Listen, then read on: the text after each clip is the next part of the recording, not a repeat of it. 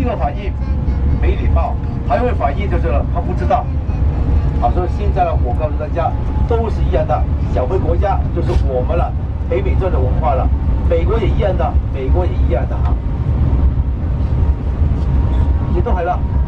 我哋啊，點樣做環保啊？好簡單，每日離開房間，希望大家將所有嘅電燈、窗簾打開同熄咗燈。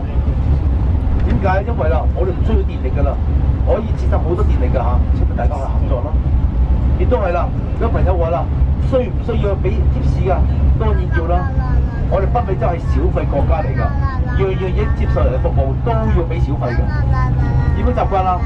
開一煲場嘅，開一張床嘅就1蚊咯，2張床就2蚊咯，好簡單。呢幾蚊雞對大家濕碎啦，係咪啊？